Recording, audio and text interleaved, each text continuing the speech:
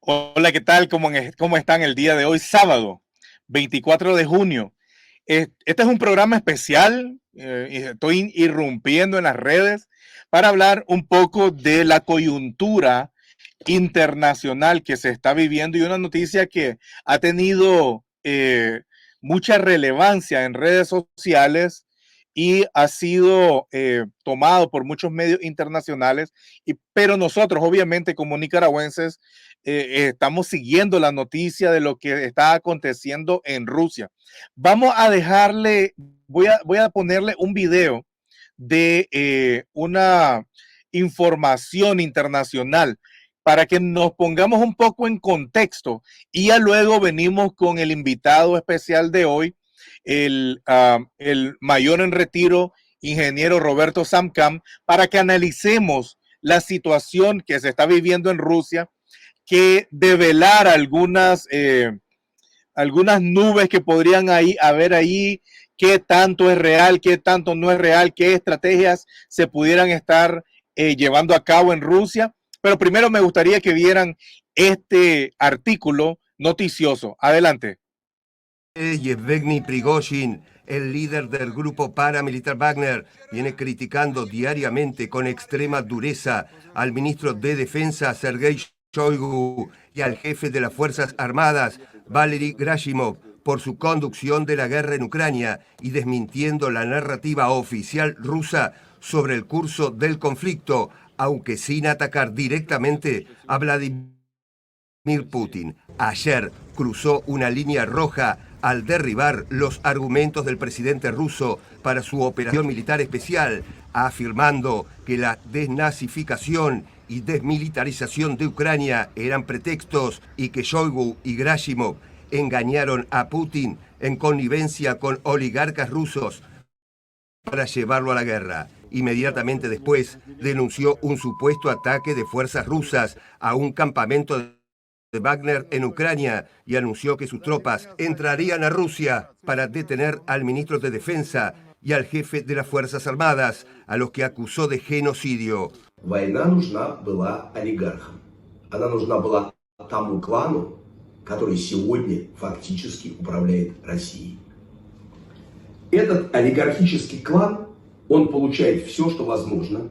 Если у этого клана закрываются зарубежные бизнесы, то государство тут же делит внутренние бизнесы и передает их ему. Columnas de Wagner entraron velozmente a territorio ruso desde Ucrania sin encontrar resistencia y tomaron la ciudad de Rostov, de más de 1 millón de habitantes, sede del Distrito Militar Sur e importante base logística del ejército. Desde allí comenzaron a avanzar hacia Moscú unos 1000 kilómetros hacia el norte. El general Sergei Surovikin intentó persuadir a los oficiales y soldados de Wagner para que depongan su actitud, pero su mensaje no logró detener a los insurrectos.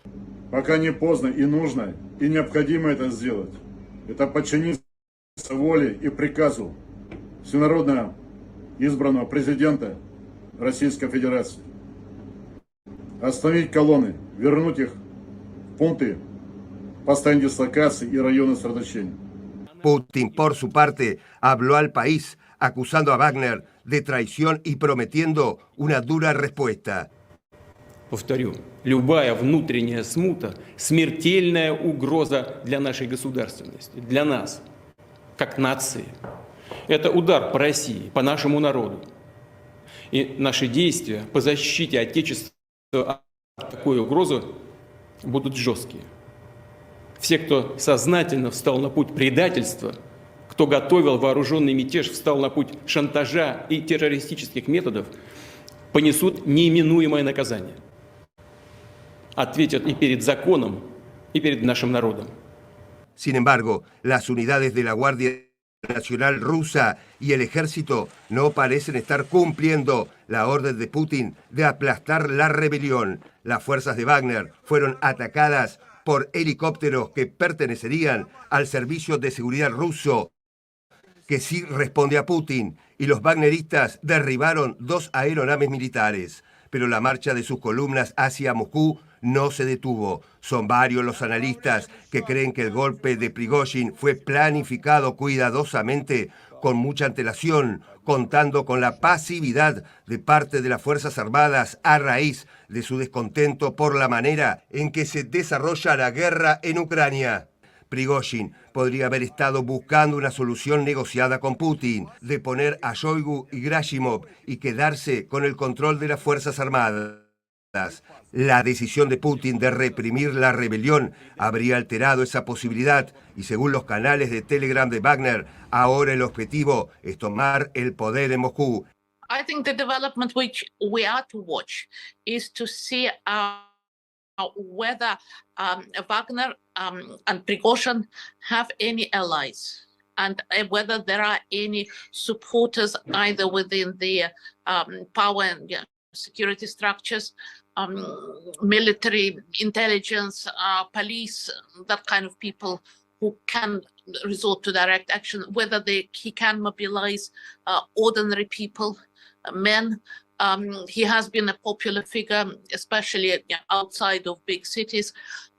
Then we can see it developing into a much wider crisis. En la capital se activó el denominado Plan Fortaleza, bloqueando los accesos y protegiendo las principales sedes administrativas y el Kremlin. Sin embargo, se cree que Putin y su gabinete se trasladaron a San Petersburgo. El intento de golpe en Rusia tendrá un inevitable efecto en la guerra de Ucrania. Hay indicios de que las fuerzas de Kiev podrían acelerar la contraofensiva en el sur y el este del país. Aunque es difícil predecir los próximos acontecimientos, está claro que se trata del momento de mayor debilidad de Vladimir Putin y que en los próximos días se jugará la suerte de su gobierno. Por ahí entonces ya teníamos el artículo noticioso acerca de los sucesos que están aconteciendo en Rusia.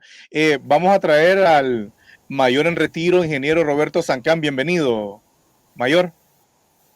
Hola, Roger. Buenas tardes. Un gusto estar en tu programa. Así que hay eventos que están muy importantes y que pueden marcar un antes y un después, incluso hasta para el régimen de Daniel Ortega. Sí, ya decíamos que podría tal vez suceder un efecto dominó entre los regímenes que son sostenidos o apadrinados por Rusia, incluyendo en Nicaragua. Para entrar en materia, mayor, creo que podríamos hablar acerca de cuál es la situación rusa ante la sublevación del grupo Wagner real. Hay personas que piensan que solamente es un parapeto para poder salir de Ucrania. Otros están hablando de una debilidad mostrada por Putin. Pero en sí, en general, ¿cuál es la visión que usted tiene de esta situación que se está viviendo en Rusia?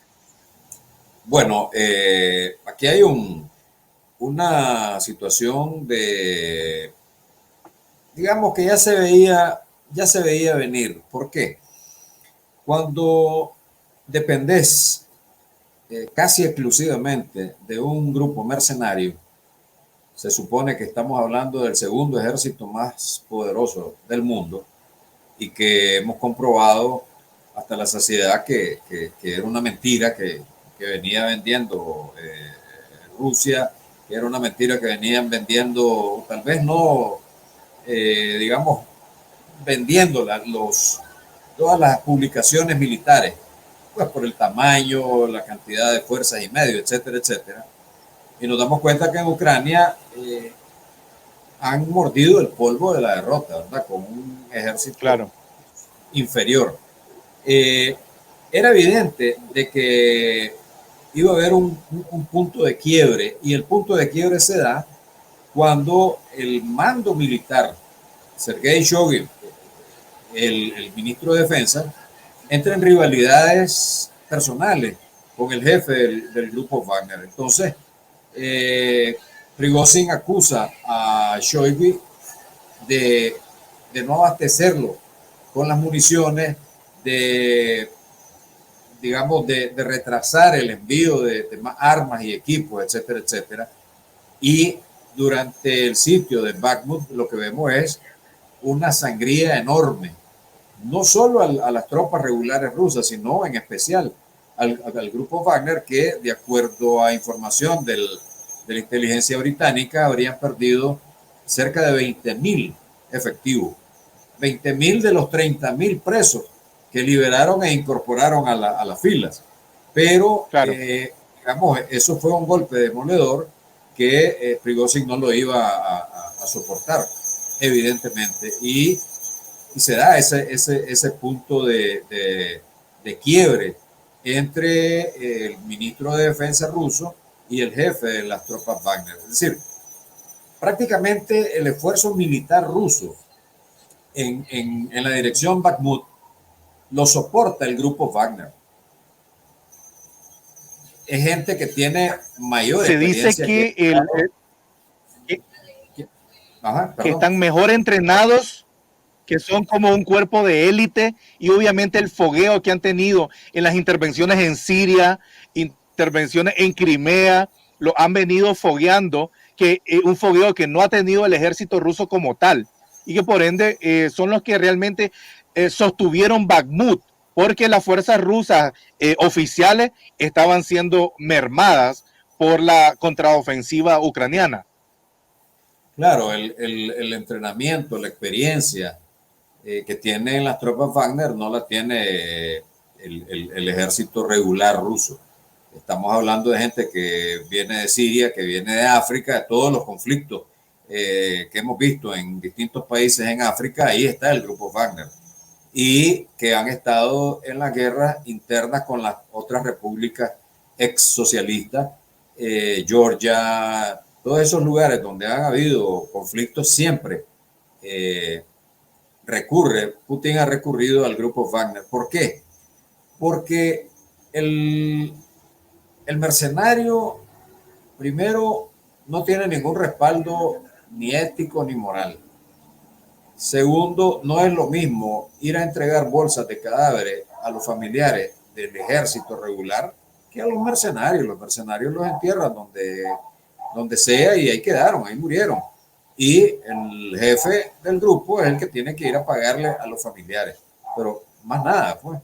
Entonces, es importante, digamos, referirnos al tamaño de las Fuerzas Armadas rusas, porque vamos a ver un elemento crucial que se está dando o que se puede dar el día de hoy. Aparentemente hay muchas fuerzas que están en una dirección que se llama Voronezh, donde hay armas ojivas nucleares. Entonces, la composición rusa de las Fuerzas Armadas está las fuerzas terrestres, la Armada y las fuerzas aeroespaciales. Las fuerzas terrestres son todo el ejército en tierra, ¿no? La Armada es la fuerza naval, y las fuerzas aeroespaciales pues son todo aquello que tiene que ver con, digamos, lo que tiene que estar, digamos, vinculado a la salida del ser humano al espacio, ¿verdad? Para hablarlo en algún término más comprensible. Y luego hay dos grupos que son, digamos, relativamente independientes, que es la tropa de misiles estratégicos, que son todos los misiles estos que tienen que ver con ojivas nucleares, etcétera, etcétera. Es los supersónicos, el directo de Putin. Y las tropas aerotransportadas, que es, digamos, las tropas élites de las Fuerzas Armadas rusas. Estas tropas aerotransportadas son las que estarían ahorita siendo enviadas a la dirección Voronezh para, digamos, tratar de capturar y asesinar a Prigozhin, ¿verdad? Podemos poner la siguiente lámina. Muy bien. Distribución territorial. Este es, digamos, cómo está distribuido el ejército, las tropas terrestres, ¿verdad? Y cómo está la composición y la ubicación de digamos, los las principales puestos de mando a nivel estratégico de las tropas. Y nos vamos a detener en un lugar que podemos ver ahí, en el segundo, que es Rostov, ¿verdad? Entonces, el distrito militar occidental está en San Petersburgo, que es hacia donde se habría dirigido Putin y todo el alto mando de las Fuerzas Armadas, ¿verdad? El ministro de Defensa, el viceministro, Gerasimov, etcétera.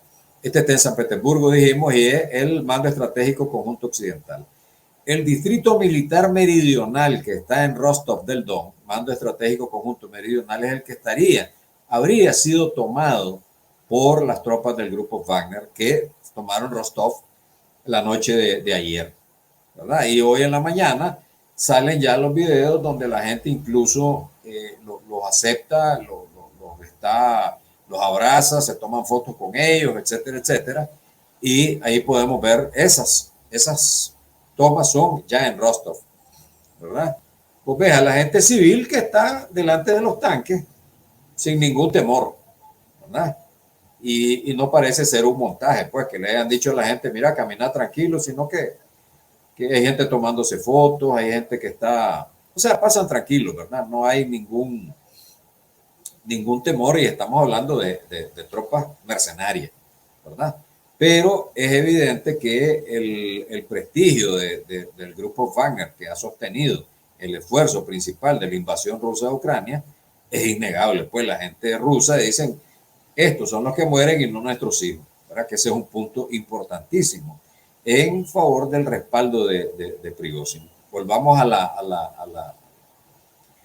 la lámina que teníamos. Entonces, luego está el Distrito Militar Central, que es en Ekaterimburgo, donde está el mando estratégico conjunto central, digamos, donde está la mayor fuerza de dirección de las tropas rusas, y el Distrito Militar Oriental, que en Khabarovsk, y luego en Severomorsk, que está el mando estratégico conjunto de la flota del Mar del Norte, ¿verdad? Que estamos hablando de en la zona esta del Mar de Azov y donde ancla pues la flota del Mar Negro y es de la flota del norte pues de Rusia, y es donde quieren golpear fuertemente, partir digamos el frente de Crimea, Lugansk y Donetsk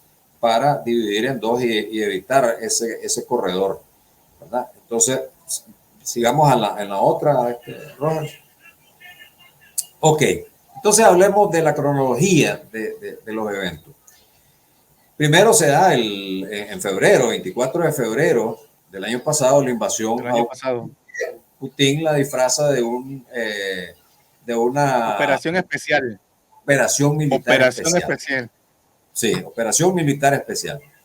Luego, dentro de este esfuerzo, el primer fracaso que tienen las tropas de Rusia es, digamos, la imposibilidad de tomar Kiev y, digamos, cuando se da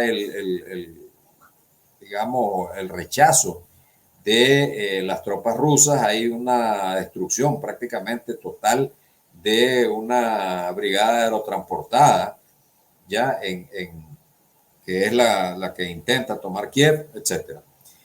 Luego, después del fracaso de la toma de Kiev, se da una serie de elementos de distracción donde los rusos consideran de que el ataque de los ucranianos va a ser por el sur, etcétera.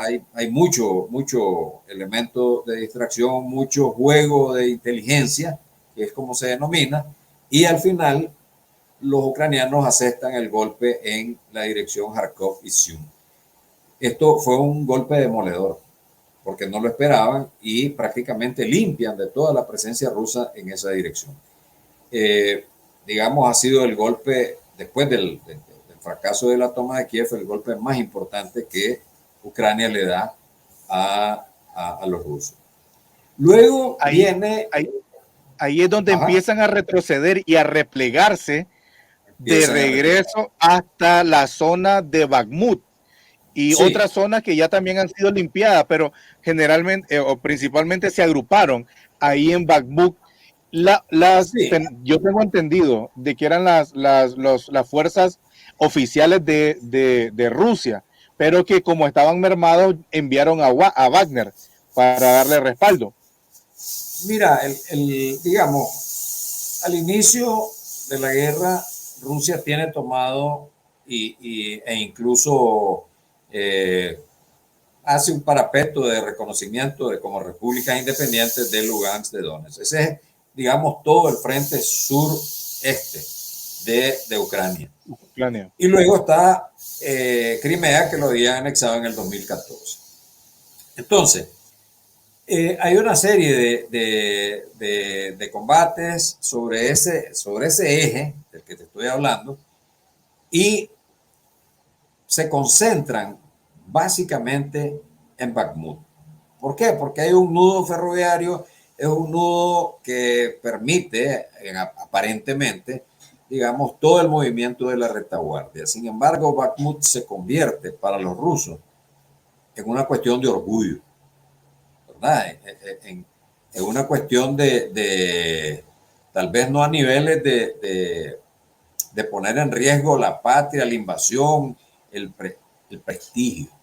Entonces, concentra Ucrania muy hábilmente, concentra todo el esfuerzo en Bakhmut con tropas que no son las tropas profesionales del ejército y obliga a que Rusia disponga al grupo Wagner casi en su totalidad y con el refuerzo de todos los presos que habían liberado y una retaguardia de las tropas digamos de las tropas regulares del ejército ruso, obligan a un empantanamiento. Ni avanzan ni retroceden, pero Rusia casi como que era una cuestión de vital la toma de Bakhmut y nunca entendieron que lo que estaba haciendo Ucrania era mantener ese frente a como fuera, con las bajas que fueran muertos, heridos, etcétera, porque tenía que tener un tiempo de 2 a 3 meses mientras se preparaban cerca de 13 brigadas en el extranjero. ¿Me explico? Sí. Entonces, y había que el entrenamiento de todos los operadores de los tanques Challenger, es decir, de todo el armamento de los Patriot, de los Storm, todas las armas que Occidente le da a Ucrania, que viene de manejar solo armamento de la era soviética. Entonces necesita por lo menos 3 meses, de acuerdo a los sistemas pues, que iban a aprender. Claro. Tanque, lanzacohetes, de todo. Ese tiempo lo ganan con Bakhmut. ¿Ya? Entonces, cuando se da eso y ya empiezan a llegar las tropas, empieza a llegar todo el armamento que Occidente le da a Ucrania, se da la lucha intestina que ya viene siendo, digamos, atizada por la falta de apoyo de la retaguardia rusa a la gente que está en el frente, a la gente que está exponiéndose, combatiendo y muriendo y matando, que es el grupo Wagner. Entonces, con justa razón, dicen ustedes son unos traidores, Shoigu y Gerasimov, que son el ministro y el viceministro, viven en el aire acondicionado y empieza a decirles una sarta de improperio y empieza esa descomposición interna. ¿Ya?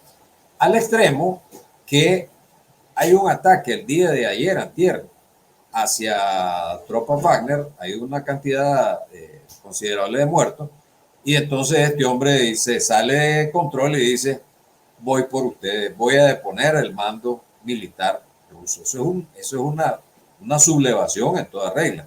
Y sí, el grupo Wagner agarra la carretera que va de Rostov, Voronezh a Moscú, que son aproximadamente 1.100 kilómetros, y prácticamente va silbando y se toma Rostov del Don.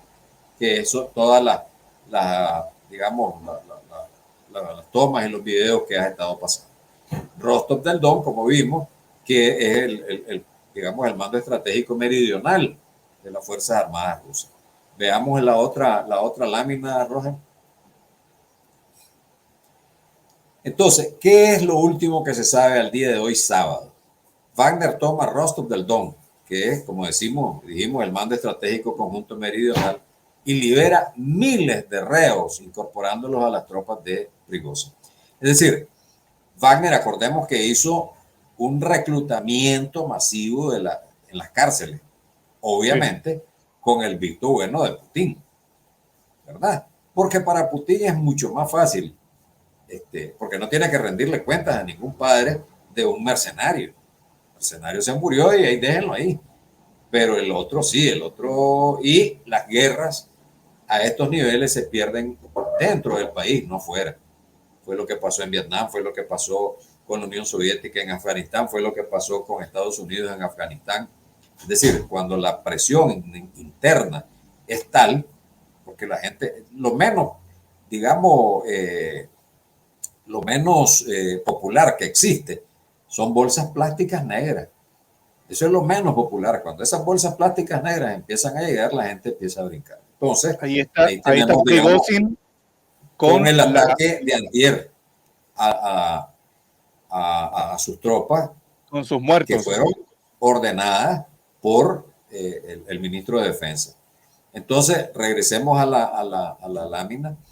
Entonces, libera, digamos, a todos miles de presos, los incorpora a sus tropas, y estamos hablando de que pueden haber entre 20 a 30 mil fuerzas de Prigozhin, del grupo Wagner.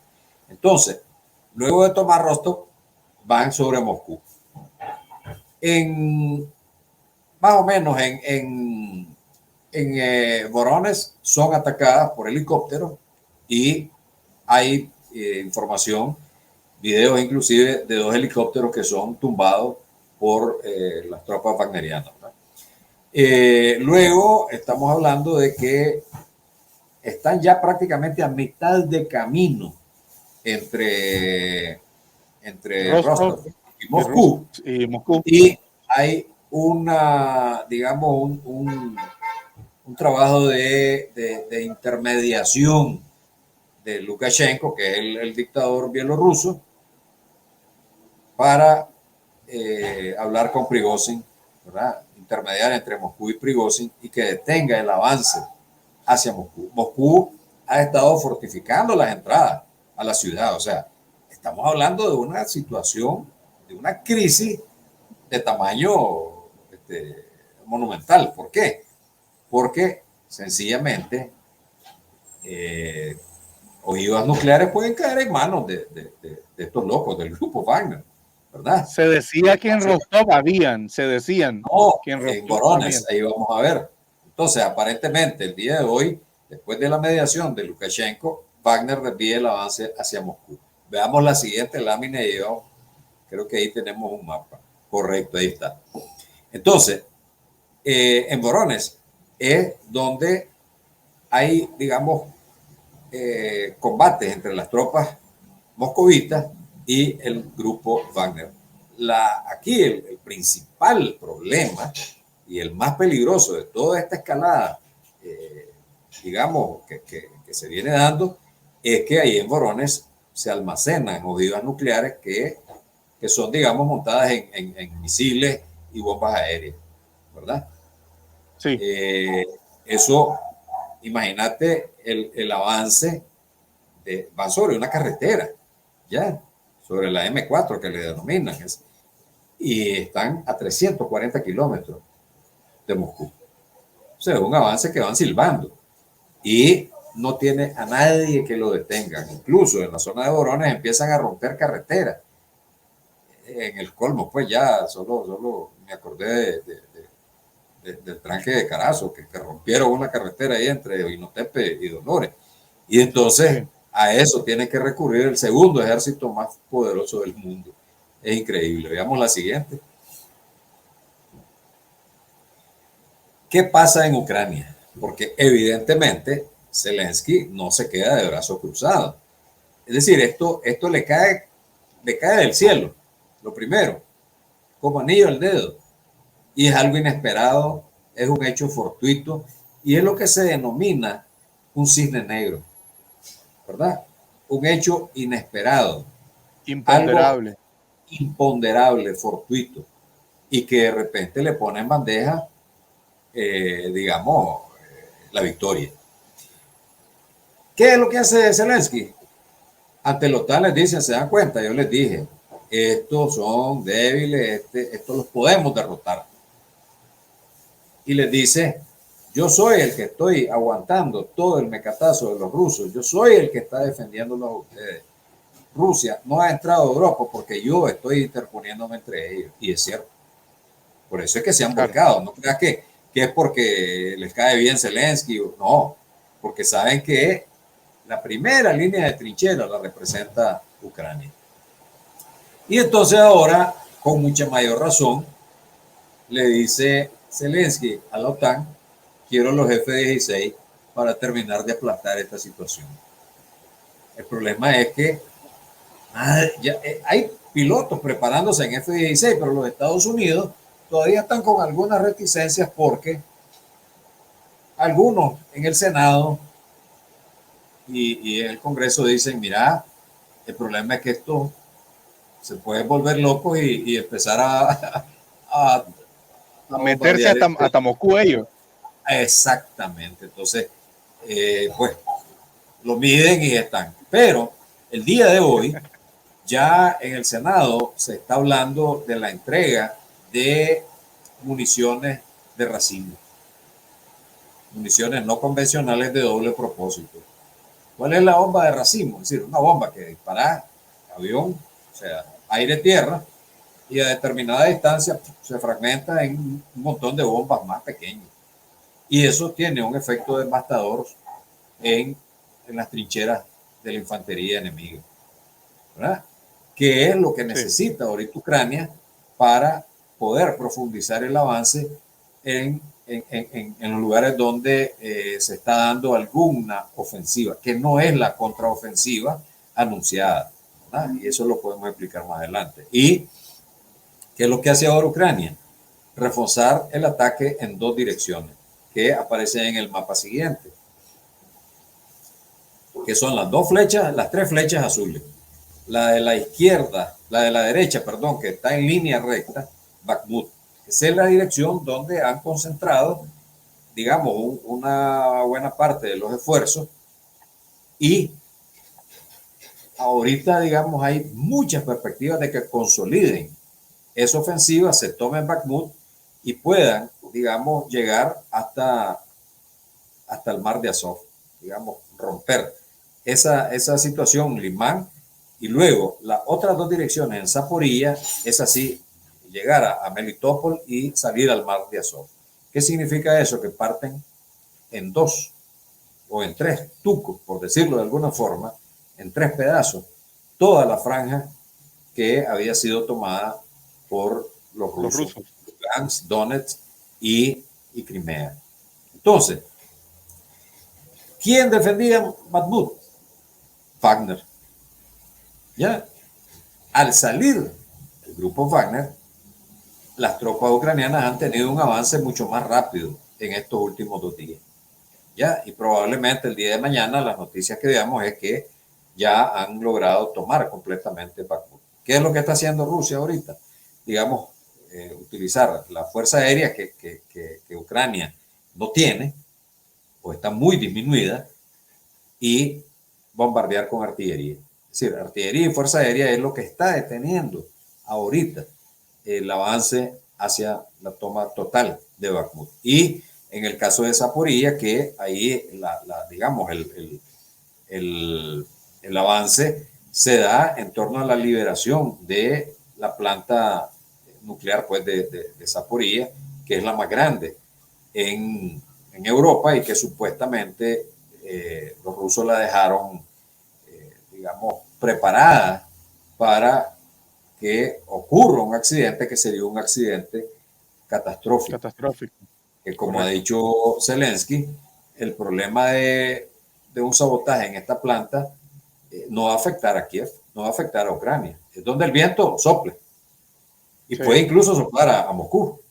Pero si va para otro lado, ahí van todos los, digamos, la nube radiactiva. Entonces, radiactiva. Eso, digamos, la situación de hoy, si efectivamente Prigozhin no quiere regresar y dice, no, ahora que vayan y se expongan las tropas regulares y como ha dicho, que venga el ministro y el viceministro a dirigir aquí en el terreno, como he estado yo. Entonces, si esto no regresan a ocupar las posiciones que tenían antes en Bakhmut o en Zaporizhia, esa ofensiva puede, digamos, acelerarse mucho más. Y lo que han estado haciendo los ucranianos, que es lo que hay que entender, porque la gente se desespera, la contraofensiva, que cuándo va a ser, como que es un problema de una carrera. Lo que han estado haciendo es ver dónde son las debilidades que ofrece la defensa. Para entender un poco, hay tropas que están a la ofensiva y tropas que están a la defensiva. El que está a la defensiva evidentemente tiene mucho mayor ventaja sobre la tropa que ataca, ¿verdad? Y se dice que la correlación para poder romper una línea defensiva es de 10 a 1. ¿Ya? 10 soldados por cada uno que está defendiendo, porque el otro está atrincherado, tiene una serie de obstáculos, campos de mina, campo de obstáculos antitanques, etcétera, etcétera, etcétera. Entonces, lo que han estado haciendo es golpear a ver dónde están las debilidades y sobre donde vean que está más débil es donde se va a dejar ir la contraofensiva, que serían todas estas brigadas que fueron preparadas en el extranjero, países occidentales, Polonia, Alemania, etcétera, etcétera, con todas los tanques y la artillería, etcétera, etcétera, que está llegando en cantidades grandes. Veamos la siguiente. Recuerden a quienes están conectados, dejar sus comentarios, dejar preguntas para que interactuemos con el mayor Roberto Sancam. Por ahí ya nos están dejando, mayor, por ahí nos dicen buenas tardes, dejan bandera de Ucrania, de Nicaragua. También están de acuerdo con toda su exposición, diciendo exactamente, y también dicen por acá inteligentemente. Sigamos con la diapositiva. Adelante, mayor. Ok. ¿Qué puede pasar en Rusia a raíz de todo este desmadre que se está viviendo en estos momentos? Lo podemos poner en base a escenario. El escenario más optimista, que como resultado del levantamiento del grupo Wagner, Putin salga debilitado frente a los oligarcas rusos y a las Fuerzas Armadas, obligándolo a desistir de la invasión a Ucrania mediante una negociación. Una negociación en la cual llegaría, como decimos en buen nicaragüense, con las patas inflamadas. ¿Por qué? Porque uno negocia cuando está en posición de fuerza. Nadie negocia en posición de debilidad. Entonces, Ucrania sí logra desarrollar esta contraofensiva en los términos que estuvimos planteándolo, tendría mayor fuerza en la negociación. Entonces, este es el escenario más optimista. No necesariamente el que puede pasar. El menos o el pesimista. Que alguien aproveche la debilidad de Putin, ese alguien puede ser alguien de las Fuerzas Armadas, puede ser algún oligarca, alguien de la inteligencia, ¿verdad? Acordémonos que Putin viene de la KGB. Que alguien aproveche la debilidad de Putin, digamos que se logre armar una coalición, ahora que está de moda todo lo que es coalición, de oligarcas, militares y la fuerza de inteligencia, y lo deponga. Ese sería el menos probable o el pesimista. Y el más probable, lo que puede realmente suceder, es que Prigozhin sea eliminado y la fuerza del grupo Wagner pasen bajo control de las Fuerzas Armadas rusas. Es decir, ya las tropas esas aerotransportadas que decíamos que es una unidad especial que es independiente de todos los mandos estratégicos, se subordina directamente a Putin, salió una parte, me imagino yo, hacia Vorónezh, que es donde estaría, digamos, combatiéndose el día de hoy, pero luego llegó la noticia de digamos, la mediación de Lukashenko. Entonces, si vos ves, en cualquiera de las tres, Putin sale lesionado. Sí. Su prestigio, su Debilitado. cohesión del mando militar y, digamos, el pleito con los oligarcas. ¿Por qué? Porque en esta guerra los que más han sufrido son los oligarcas, aparte de los muertos, ¿verdad? De las tropas. Porque las sanciones les han golpeado el bolsillo. Y vos sabés que a esta gente de golpearles cualquier cosa, tocarles lo que vos querrás, menos la cartera, menos el bolsillo. Entonces puede ser que sea el momento que estaban esperando para tratar de deponer a Putin. Realmente estas cosas a esos niveles y en este tipo de regímenes se resuelven de esa forma. Se resuelven de esa forma. Claro. Pero bueno, vamos a ver. Veamos la siguiente, que creo que es la más importante. ¿Qué para nosotros los nicaragüenses? Sí. Va a tener en Nicaragua la situación actual que se está dando en Rusia? Lo primero y lo más importante, Rusia deja de ser la opción viable de respaldo político, militar y económico para Ortega. Acordémonos que cuando se da ya el choque frontal contra los Estados Unidos, Ortega dice, tengo un paraguas grande, mucho más grande que Estados Unidos. Y entonces tengo a China, tengo a Rusia y tengo a Irán. Ya. Luego aparece el tema de los BRICS, de los países, ¿no? Que donde están Brasil, Rusia, India, China y Sudáfrica, ¿verdad? Sí. Entonces, dice Ortega, ahora tengo el paraguas grande y tengo el otro paragüita. ¿Qué pasa? El paraguas de Rusia se le rompió la tela y solo quedaron las varillas. Hechos prácticos para Nicaragua, ¿verdad? ¿Por qué? Porque Rusia no va a estar pensando en Nicaragua, en Daniel Ortega, si su principal clavo ahorita, el clavo de Putin, es ver cómo sale de Prigozhin y cómo queda vivo de todo este relajo, ¿verdad? Entonces, ¿cuál era el plan B de Ortega? China. Ahora el plan B se vuelve el plan A. Los chinos son su plan principal para la sobrevivencia. ¿Por qué? Acordémonos que el año pasado, en enero, en febrero, Ortega firma un acuerdo de cosecha temprana con China. Cometen algunos errores, por ejemplo, no incluir el azúcar y al mes siguiente los Estados Unidos le quitan la cuota azucarera.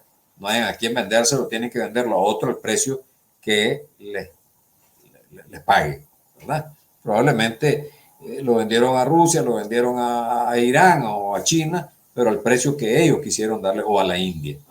Entonces, el plan B de Ortega se vuelve el plan principal, el plan A. Y ahora depende totalmente de los chinos.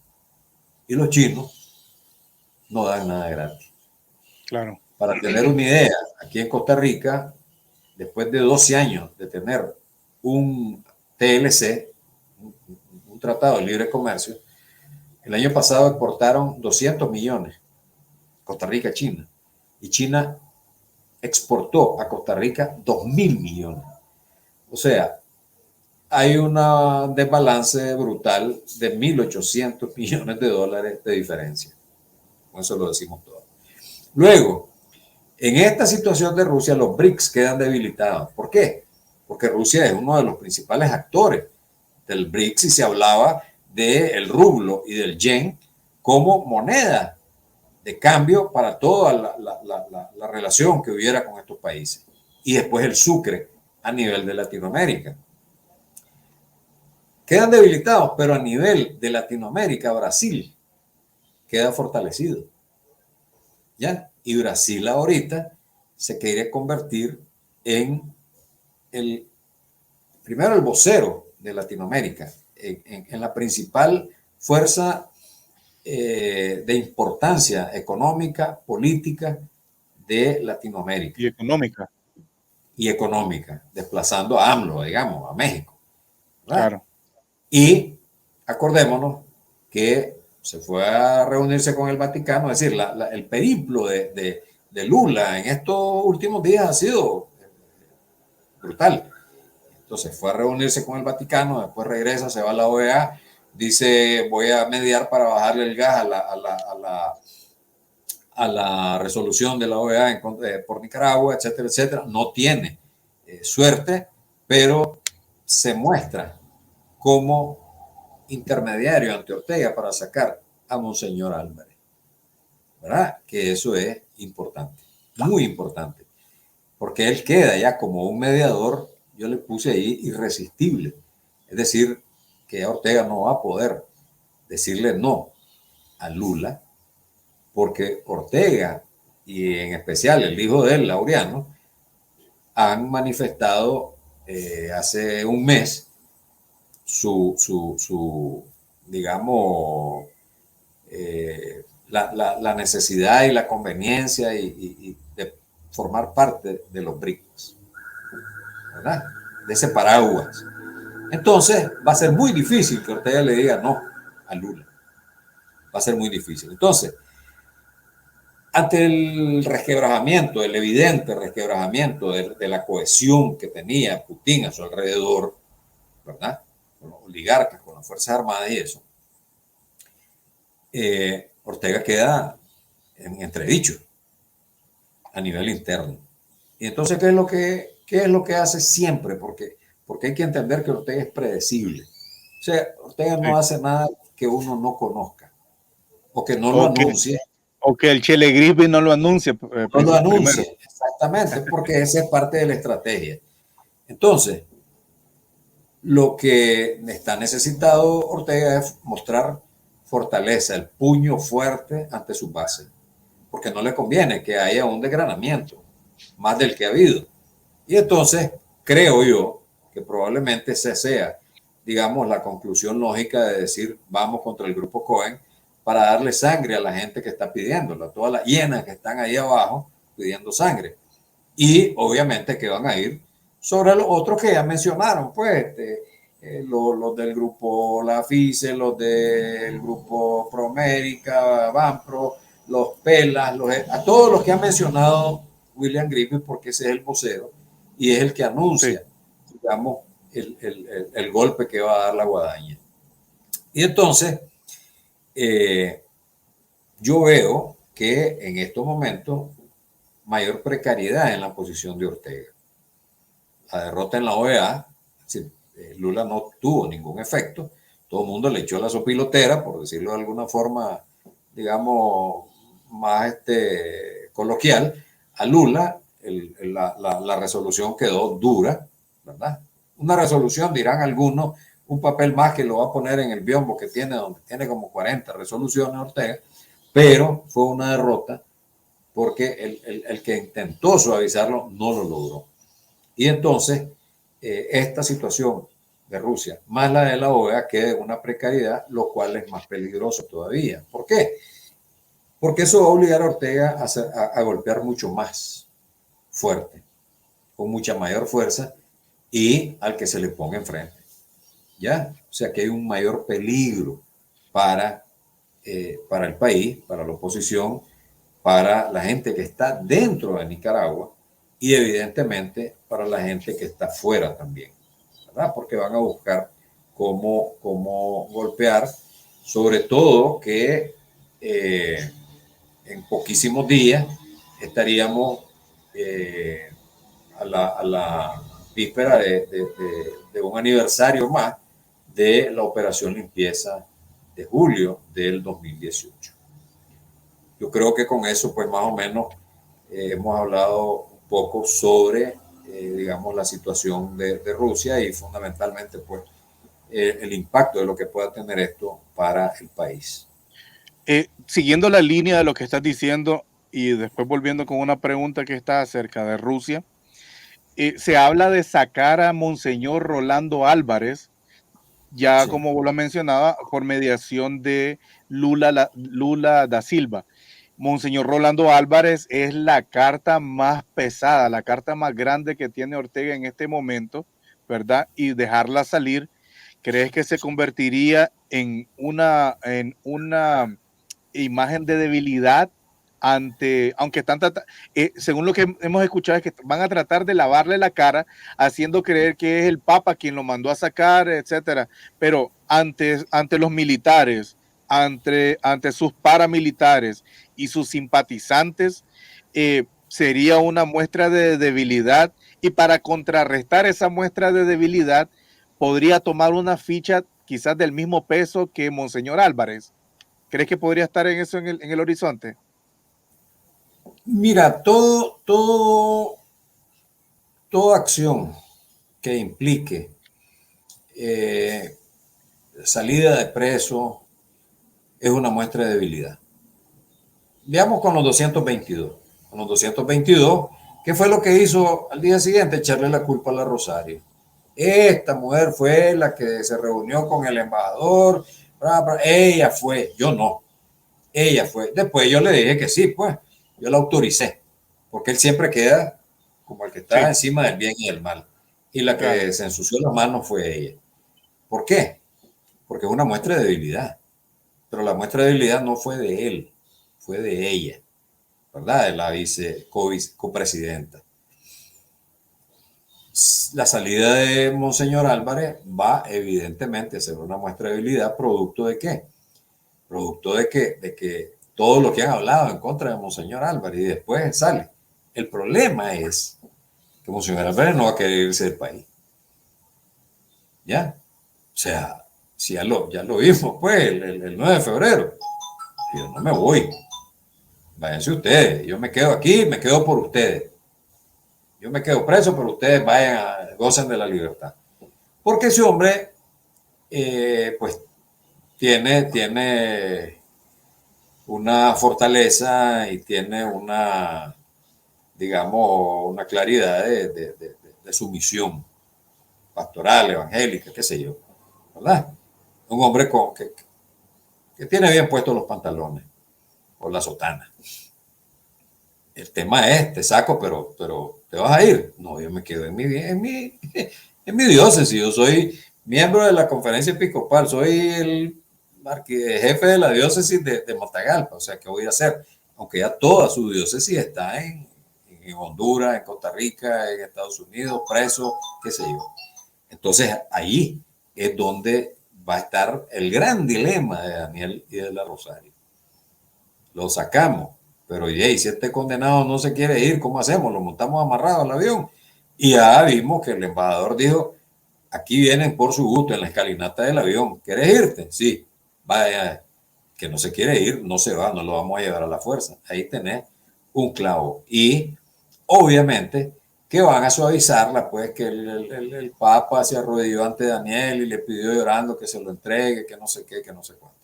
Puede ser una negociación en cual en el Vaticano ya le exija a Monseñor Álvarez que va para afuera. Y probablemente se lo lleven a Roma. Y después, bueno, a Estados Unidos, ¿verdad? Porque en Roma, tú sabes que ahí no hay, en Roma está bien el Papa solo ahí. No hay mucha gente para que no estén.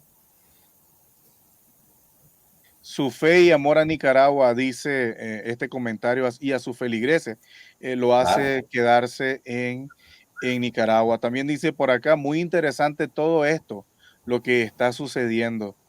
Hay otro comentario un poquito más fuerte aquí que dice, debemos hacer lo mismo que los Wagner, pero no negociar nada.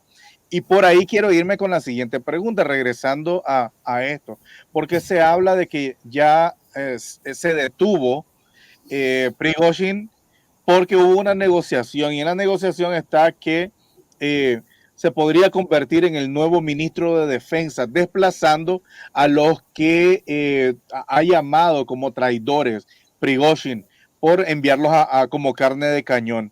Ahora bien, esto lo pondría a él virtualmente como un hombre más poderoso incluso que Putin, que lo llegó a doblegar hasta ese punto. Ahora, Putin ayer en su alocución le dijo traidor también. Ambos se han tildado traidor uno al otro.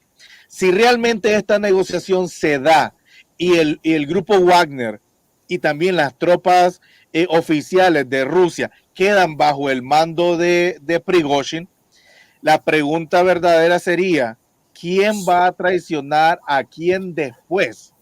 Porque Prigozhin dio un paso que no lo esperaba Putin, lo ha llamado traición. Prigozhin ha dicho, y ayer lo dijo el presidente también, va a haber un nuevo presidente en Rusia. Hoy amanecen que negocian y que van a convivir. ¿Se podrá tener una convivencia de todo el tira y encoge que han tenido? No, ya los días de Prigozhin están contados.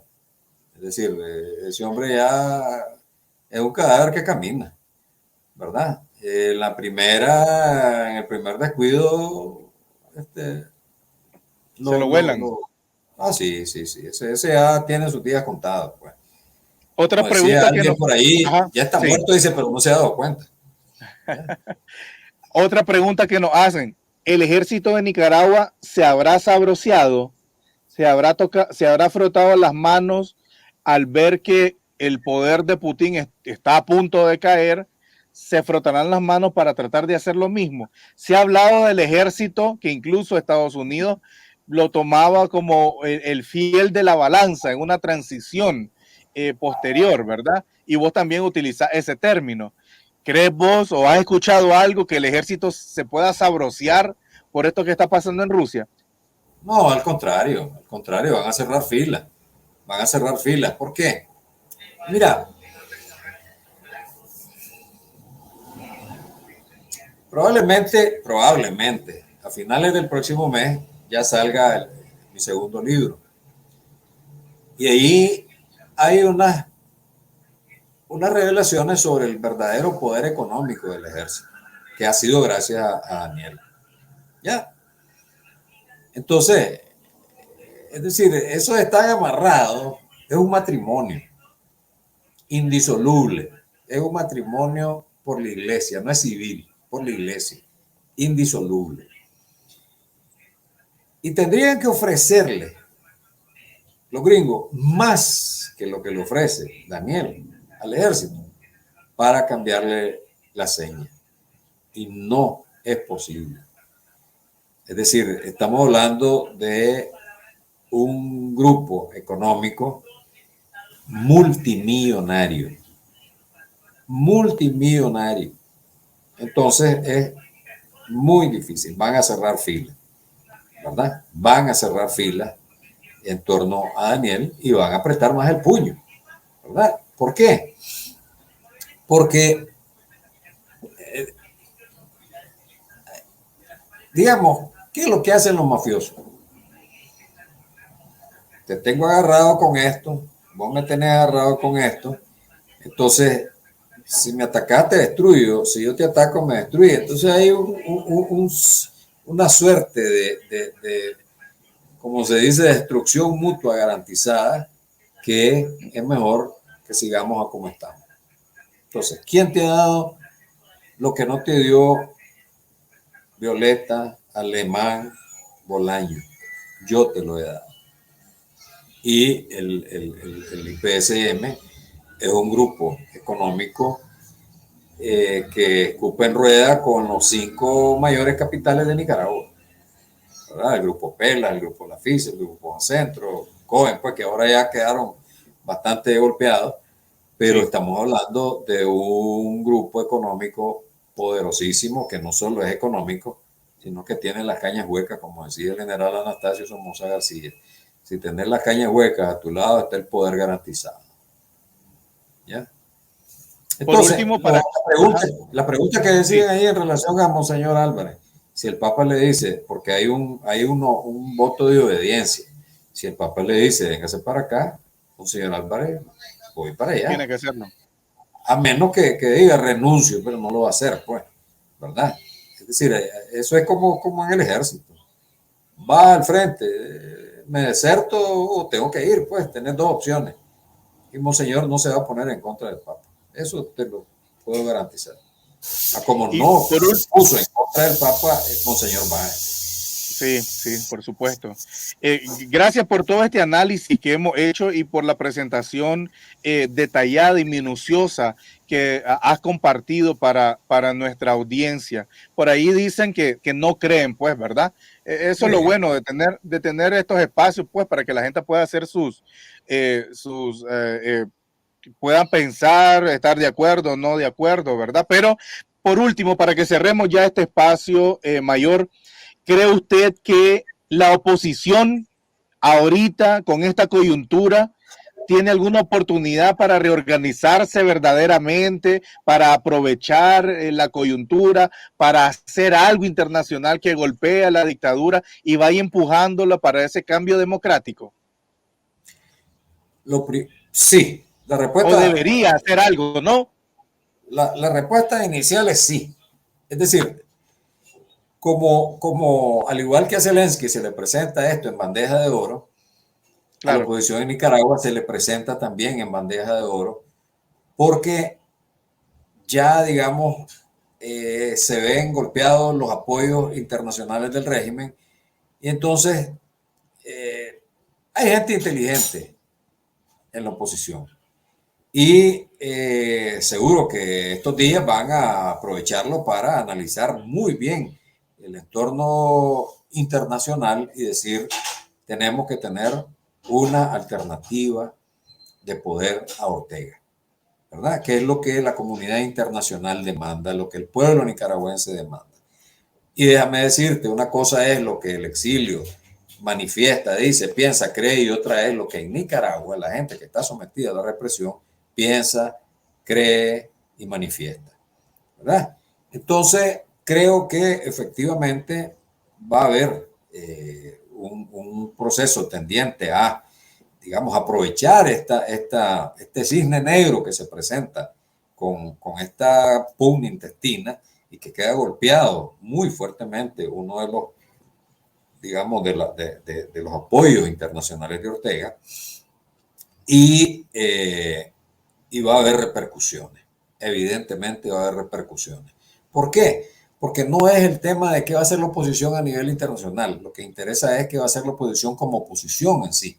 Es decir, nos unimos, presentamos una fuerza, presentamos una plataforma, presentamos un proyecto, presentamos un plan, ya presentamos una estructura.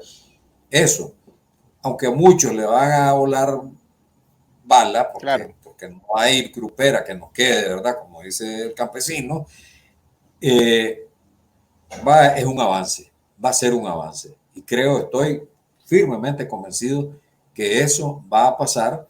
Le guste a muchos, no les guste a muchos, pero realmente ya es un momento, ya es el tiempo en que tenemos que dejar a un lado de que si le gusta a aquel, si no le gusta, de que es que este es rojo, que este es negro, este fue anaranjado, es decir, ya eso hay que meterlo en un saco, ponerlo a un lado y avanzar hacia adelante, ¿verdad? No como el cangrejo, porque el cangrejo cree que va avanzando y va para atrás, ¿ya?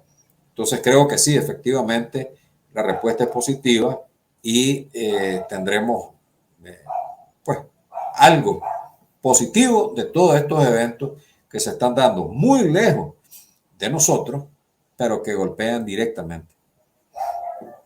El aleteo de la mariposa, el aleteo de la mariposa, que aletea una mariposa al otro lado del mundo, pero se siente aquí sus consecuencias. Dice por acá el comentario, un bloque fuerte, y también están de acuerdo con vos diciendo exactamente. Ojalá entonces la oposición organizada realmente pues aproveche este momento para hacer lo justo y necesario para poder ir empujando hacia la salida de la dictadura.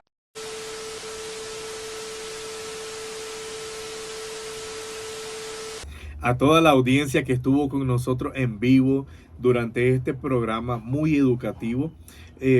Queremos informarle que hubo un corte eléctrico muy pequeño, pero nos interrumpió también el internet.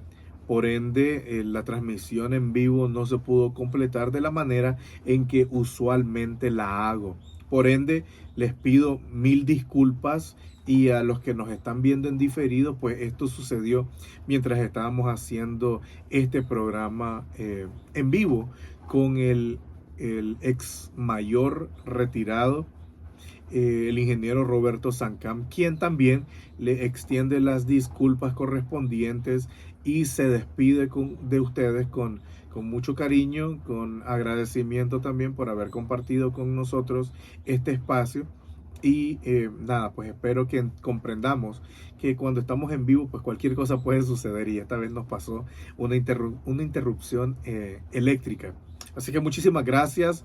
Compartan por favor este programa, suscríbanse a mi canal Roger Alfredo Martínez, así me pueden encontrar también en todas las redes sociales, o como Psicólogo Martínez también.